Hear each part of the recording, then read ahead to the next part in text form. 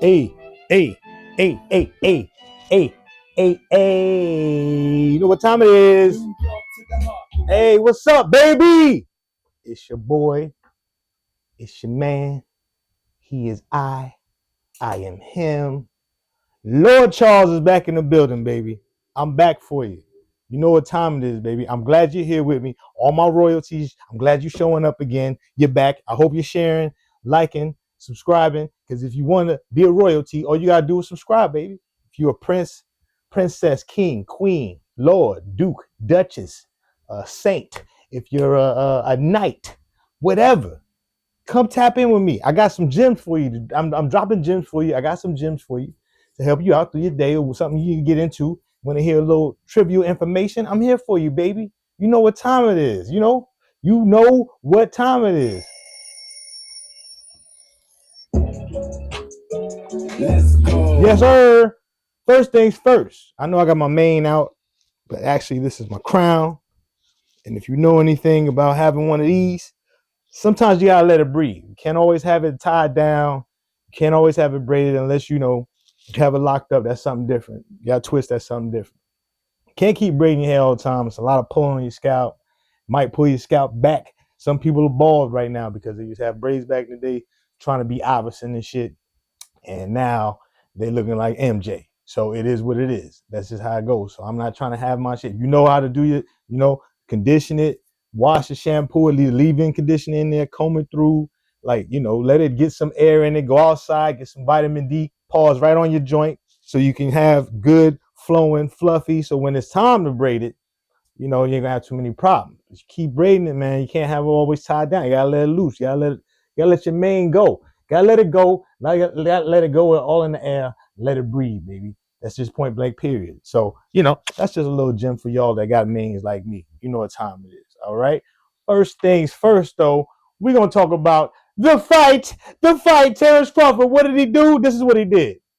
I'm about to end this man's whole career. What career? I'm not a rapper. What career? Look, boom, bam, bop, bada bop, boom, pow. And that was pretty much the fight, man. Congratulations to Terrence Bud Crawford, one of my favorite fighters of all time. I am one of his biggest supporters of all time ever since he was down 135. I know people like, yeah, whatever. I'm telling you, if anybody really talks boxing with me, they know I've been a big fan of this guy. I'm not a fan of a man, excuse me. A big supporter of him, what he does, how he approaches the job, how he approaches his fights, different fighters, how he finishes people off. Even I like how humble he is as well. He's not really too much of a shit talker unless you're all up in his face and you popping off. But other than that, man, he's about business. And if he knows he can beat you and you think you got something for him, you better show him something he's never seen before. Else he's just gonna chop you down. He chopped down that big tree, pause, that they call Canelo Alvarez, who I also love as a fighter. I love Canelo, how he fights. I like what he brings to the table. He's been holding down the Mexican side for a while now. Ever since Floyd, he actually grew and got better. And actually, Floyd actually propelled his career, if you want to ask me. After he fought Floyd, he was on the map. He didn't lose in any damaging form. He just went up, learned a lot of things from Floyd, business wise and fighting wise, and that just increased his whole, increases his popularity. And from there, he was a megastar. But it has been the face of boxing for a while. But so is Terrence Crawford. People was giving Terrence Crawford a lot of his accolades because of the fact that they think that his resume wasn't up to par. But you now see the reason why he couldn't fight everybody you wanted him to fight, because other promotions and other fighters didn't want that problem. They didn't want that boy on their ass. They didn't want it. They didn't want it. Canelo thought he wanted it. Canelo thought he was bigger. It was gonna beat him up, and it was exact opposite. Terrence Crawford came in comfortable weight. He came in comfortable knowing his game plan. They said he had another game plan that he was looking forward to implementing, and he couldn't even get to it because what he was doing initially was already working. It was already a beautiful thing. So why would you just stop it? They was like, no, we're not going to stop that. What are you doing right now is helping us win the fight. Then they got in his ear and said a possibility, you're going to have to win these last rounds because it's championship rounds.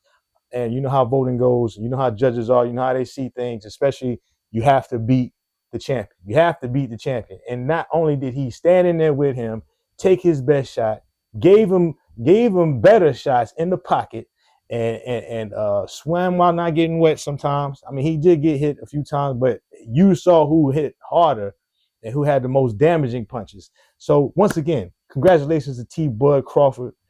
Hey, brother, I love you. I love what you're doing, and I hope you continue to keep whooping ass and stay one of the boxing kings. You up there now, man. You solidify. You already was a Hall of Famer. You're a Hall of Famer, but now you Mount Rushmore. You up there. You up there. I mean, other people have said it. Even Canelo said between him and fighting Floyd, Bud was a tougher fighter. And I always wanted to see that fight, but I'm glad I didn't see that fight. I'm glad I didn't see Floyd lose. And I'm glad I didn't see Terrence have to fight Floyd as a passing the torch fight. Let them both be great. Let them both be great. If you see these dogs in your front yard, just know upstairs I'm going hard. Bing bong. That's it. That's what we're doing. So next, what else is coming up? We got another fight coming up, man. I mean, besides that, once again, congratulations. Right? Congratulations for going up 3 weight classes, doing your thing, and you're up there. And I think this right now is going to help viewers want to watch, or make viewers want to watch, the Jake Paul and Tank Davis fiasco, this cash grab. Yeah.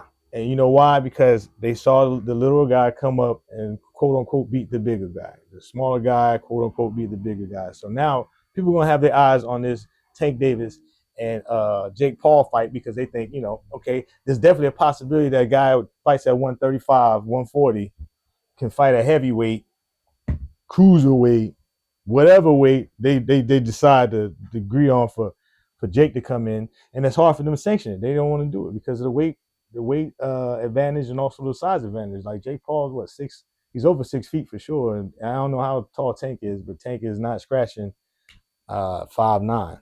So Jake is 6'3", 6'4". Tank might be 5'6", 5'7", maybe.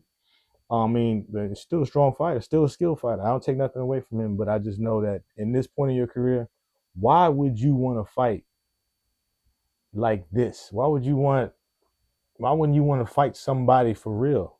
not Jake is like a fake person. Obviously, Jake is getting his career off, and shout out to Jake for taking his path, doing his own promotions, got his deal with Netflix, and he's doing his thing. He's making money. He's putting on events, and he's showing you how to promote things, and also he's taking women's boxing to another level, point blank period. So shout out to him too. But obviously, this is an event. This ain't really. I mean, they're trying to sanction it, and even though they sanction, I don't know how, because there won't be no belt involved. It'll just be a show, and technically, Jake should knock Tank out. Really, I mean, even if Tank jumps up there and punches him, like punch out. Because that's what it's going to look like. It's going to look like punch out. Jake happens to, I mean, if Tank happens to connect, I mean, there's possibility, yeah. But all Jake got to do is keep his guard up and make sure he keeps sticking the jab and keeps his distance. He should be all right. And then Tank comes in there, then you got to punch down, which he might not be used to. But, I mean, keep your guard up, keep your chin up, make sure you do your sit-ups and keep your body right. Avoid body punches. He should be able to beat Tank with all the weight and all the training he's been doing. But who knows? And I'll be watching, unfortunately. I will watch. Regretfully, I'll be watching because I love fighting. I love boxing, so it is what it is. Aside from that, though, I think the next one is maybe they're talking about it, but I definitely want to see Teofimo Lopez against Shakur Stevenson. Definitely interested in that. Because Shakur is coming up. Shakur is skilled. Teofimo is a good fighter as well. He's one of the best fighters at 140, if not the best fighter at 140, quote unquote. I know he feels that way. And Shakur stepping up 5 pounds, I know he can make that easily. Shakur's a skilled fighter. He's a skilled defensive fighter. Picks his punches well. He gets ridiculed for sometimes being a boring fighter. But if you never controlled a fight and a fighter and with the lights on and possibly having a hand injury, all that shit working against you, and you still come out with the victory, I mean, say what you want to say. But if you're not in there and you never broken your hand or broke a knuckle or had your nose broke, you got to chill. If you've been punched in your jaw so hard, your head ringing, and your eyes are shaking, your pupils is dilated, and you can't see nothing, and your equilibrium's off, then you gotta chill. You really gotta chill because you don't know when that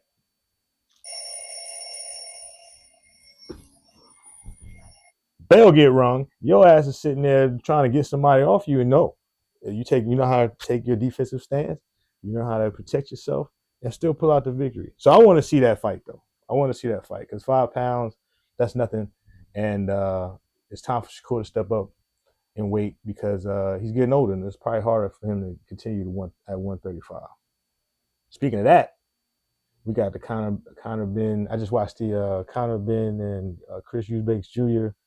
press conference. I can't wait to see this fight again. The first one was epic. I think it was one of the fights of the year, personally, because bad blood between the families and the history they have, and the stipulations, all of what Chris Eubanks calls it antics, and they're making him have do a weight clause, and he can't come in over a certain amount and everything, stipulations and all that. I mean, he still went out there and put on a great fight.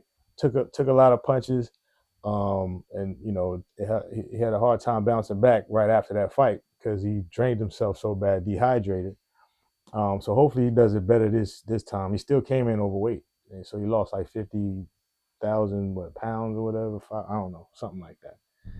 But he got taxed for it, and it took a toll on his body as well. But the way these guys talk to each other, the attitude they have, I love it. I love it. It's just it's how you want to see boxing promoted. You want to see like guys that really don't like each other fight because it gives that much more passion inside the ring, and makes the crowd split between each other, which I don't. I just want to see a good fight.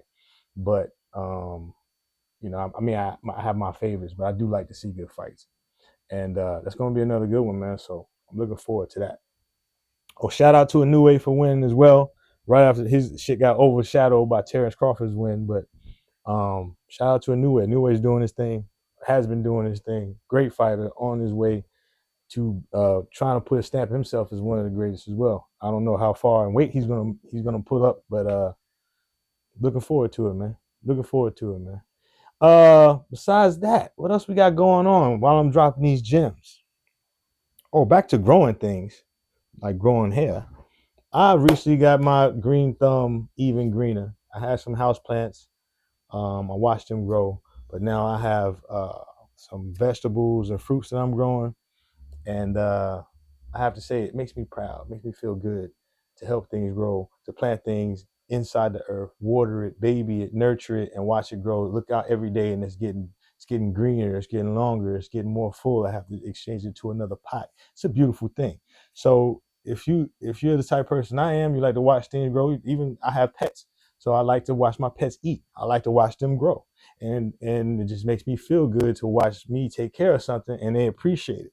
You know what I'm saying? So with that being said, grow your own shit, man. Just try it. If it's a house plant, go buy one. If not, do what I did specifically is grow.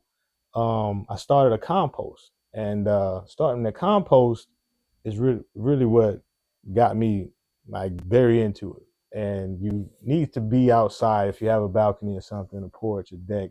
Put it off to the furthest corner because it will stink. If you have a front yard, backyard, put it in a obsolete corner somewhere because it does start to stink. It does attract bugs. But let me tell you something. It is medicine for plants, people. It is medicine for plants. It doesn't cost much to start compost. You can get actual regular dirt. You can dig dirt up from your backyard. You can get some topsoil or whatever from Home Depot. Get a compost starter. From there, take all the stuff that you eat, eggshells and skins and peels from fruits and vegetables and fish scales, coffee grounds. Take all that and put it back into the earth. Churn it, wet it, keep doing it, and watch the nutrients, watch the dirt just become, oh my goodness, it's hard to explain. And once you get into it, you see it, and it just blows your mind what you actually did. And I love it. So at this point, I have to share it with other people. All right. So go out there, grow your own shit. I got cucumbers. I got cinnamon growing outside. I got basil. I got carrots. I got watermelons. I got moringa. I got parsley. I'm just growing everything, man. I want to watch it grow, cut it, eat it, grow some more, get a nice garden going. I'm excited about it. So that compost thing, it's a stress. You don't have to do it, but it's better for the environment, and it's beautiful for your plants. It's beautiful for your plants. All right. So check this out. Back to my other side of things. He said, Oh my God! I told you I like to watch a lot of shows, movies, and give my takes on them. And I'm gonna talk about some shows. One of my favorite I just watched, it was America's Team, the Cowboys. I'm not a Cowboys fan. I'm actually a Panthers fan. I know. Don't make me cry. I'm a Panthers fan. But look, great thing about the Panthers is that we ended that whole dynasty shit. They showed it. I watched it. The Panthers whooped that ass. They hurt. Who they hurt? They hurt Michael Irvin. He came across the middle, crushed his ass, and then they sacked they sacked Troy Aikman, gave him a concussion, broke up a couple of other offensive players. Dion was dehydrated. The Panthers, we stopped that run. We stopped that Cowboy shit. So a lot of y'all should thank us, because I know there's many people that love Cowboys as many people that love Cowboys, there are as many people that hate them. And to me, it don't matter what side you sit on. If you love the sport, if you love the NFL, watch the documentary. It's real good. It actually shows you how much of a business acumen Jerry Jones has. To be quite honest, I got a new respect for Jerry Jones. I never disliked him or liked him, anything like that. I always thought he was a character. Always thought he needed to be in the limelight for his team, but he did it for a reason. When you watch the documentary, how many things he changed for the league and for owners to make more money in the league. He figured out a way. He was like, y'all locking us in. Y'all making this a monopoly. You telling us that I can't go get contracts from other brands, because if they're not in cahoots with the NFL, I can't get money from one of their rivals. It doesn't make sense. I'm a businessman, so that's smart. So I respect him for that. And if you watch the documentary, I don't see any players that just didn't like playing for, under Jerry Jones as a Cowboy. He took care of them financially, obviously. Even if guys held out, he was like, all right, we'll figure out a way. And so I enjoyed the documentary. It was, I want to say 6 episodes, like a 6-hour episodes, hour-long episodes, 45 minutes to an hour. Real good, real good. Michael Irvin's a wild boy. Yeah. Michael Irvin is definitely a wild boy, and you can tell that from the documentary, and they still didn't get deep into it, but you can tell he was ringleader on a lot of bullshit. You know what I'm saying? Bing bong. Emotional damage. Yeah, he was going through some shit. You know what I'm saying? So, but you should check it out. Another documentary I checked out was the Charlie Sheen, aka Charlie Sheen documentary. That's also on Netflix. Very good, man. I always liked Charlie Sheen. My first introduction to the family was Emilio. Emilio was my guy. I just liked him. He was wild. I liked his spirit and what he brought on film. And little did I know that Charlie was the wilder one. Charlie comes off a little bit more, what's the best word for it? He just comes off a little bit more professional. Like Emilio looks like the one that go to a party and throw a glass down and start dancing on a table and stuff. You know what I'm saying? But Charlie's actually a wild boy. And what I liked about this documentary, that he was an open book. He didn't hold anything back. And when you do that, and the things you doubt, that people ask the questions that you thought he may have done or may have not done, you get clarification. He tells you exactly when things started to change for him, what drug did what to him, and started making him do outlandish things, and where he felt like he started to get his whole, bravado and realizing that Hollywood would like work around him, and he took advantage of that.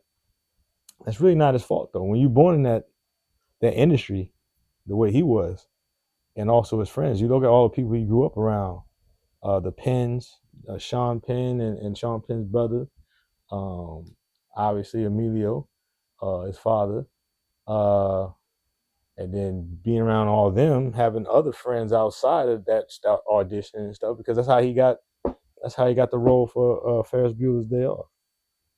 The sister who played Ferris's sister told him to come through, and he came in. He had the certain look that he felt matched the character. The director didn't even ask him to audition. He just said, I see you on set. You look great. It's amazing. Sometimes that's how the industry grows. That's how it goes, and also grows because you add somebody on. But people look out for other people and be like, hey, I just got this guy that's a character because you put him in, and that's what happened. I didn't know what got me. I didn't know Charlie Sheen was supposed to be Karate Kid. Could you imagine him being Daniel's son? Can you imagine him being Daniel's son? I mean, because he's a little bit more rugged than Ralph Macchio. He has a little bit more edge to him. So I can't imagine him like playing the corny, Daniel wasn't a punk, but he did, he had punkish ways till he met Miyagi. I mean, he wasn't no, like, he started the fight. Like when he punched old boy on the beach and then shit got started and he realized he was messing with Johnny and Johnny don't play that shit. And then he realized Cobra Kai don't play that shit. So he had to go, the Miyagi way, Miyagi do karate. You know what I'm saying? They had to make that shit up for him. So he had to go through the wax on, wax off, the basics.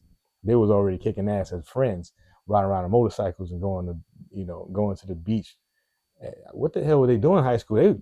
California high school must have been great. I wish I had dirt bikes to ride out with my homeboys, see my girl on the beach at nighttime, little bonfires, drinking little Zimas and shit. You don't know about Zimas. But yeah. So check it out though. Charlie Sheen, aka Charlie Sheen. I'm telling you, he's open about a lot of stuff. The people that they bring on are very recognizable. His wives, his friends, best friend, colleagues, people, co-workers and stuff like that, and they tell the real. They don't hold back. So, and he didn't want him to either. You could tell that he told him to, like, don't hold back. Say what you got to say about me. So check that out. And I give you one just because Halloween's around the corner, one of my favorite holidays. I would tell you to go check out Fear Street. It's a 3-part film, and it's old school horror, old kind of slapstick horror, but gory, still gory. And it's a nice little story behind it. And the story goes backwards. So every sequel you go to, so when you go to the second film, it goes backwards. It goes back in time to tell you why this happens every few years in this neighborhood, in this, you know what I mean? And I like how they broke down the neighborhoods because it's kind of like, what's the movie? What's the other movie? The Outsiders. If you ever seen The Outsiders, it's like, the greasers and the preppies, the whatever, the guys that are, preppy, you wear the sweaters and stuff, and then you got the greasers with the, they got the cutoffs and the denim jackets, leather jackets, greasing their hair, combed back to the side, with the roll up, with the pack of cigarettes rolled up in the shoulder. I always thought that shit was cool. I never did that shit, but if I did smoke and I was around that time, I probably wouldn't even smoke the cigarette. I just had a pack. Like, you want one, bruh? I got you. You know what I'm saying? Take one of those with you. You know what I'm saying? Tell your boy I got the Marlboro, Newport specials. I got them shits mixed together. You know what I mean? But check it out because it's good. It keeps you interested. If you like that type of horror, everybody doesn't like certain horror. So I'm just recommending stuff if you want to see something that has like a high school vibe, and then it gets older. And also, what I loved about it the most, it kept using the same actors on each sequel to represent different eras. You know what I mean? So they would take somebody that was in the present and they use them again, but they would be placed in the 60s. What was it? 1800 or something. They went back far, and I like that because it kept keeps people working. Means they got a project they're consistently working on, and it's good, man. It's good stuff. It's pretty good. So I definitely tell you check it out. And an honorable mention, Twisted Metal. Twisted Metal is on Peacock. I love it. I love Twisted Metal because I like the game, but it's so true to the game, and it's action packed.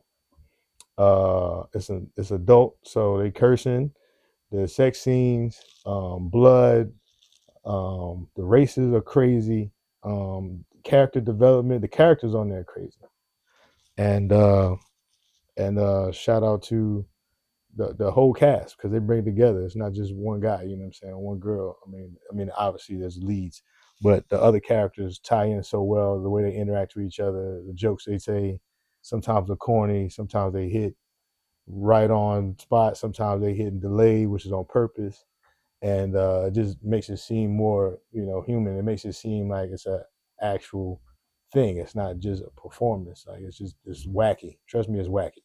But I loved it, and I couldn't get enough of it. The way it's shot is almost like a movie. So every episode looks clean, it's crisp, and it's nice mixed with drama. Like I said, the character development is cool. The storylines is dope. Even if you never played the game, I think you would like it if you like action packed gore,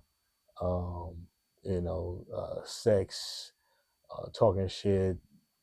They smoking weed in there too. So it's not something you watch with the kids, but the kids would love it if you let them watch it with you. They'd love it. I'm just telling you. If they probably watching behind your back already. So if you want to be a good parent, I say watch it with them. But it's dope, and watch it. So that's it, man. I'm not gonna take up too much of your time. I like to keep it under a certain amount of time because you got other people to watch. I got other people to watch, other things to watch. Bring it back to you. We talk about it. But shout out to once again to my royalties. Thank you for subscribing. I appreciate your comments. I appreciate the donations you gave me on Cash App. Once again, Cash App is Lord Charles, just like the channel. If you want to donate, we got it. We're getting better with equipment. I got microphones now, getting better lighting. I'm gonna change up my background soon.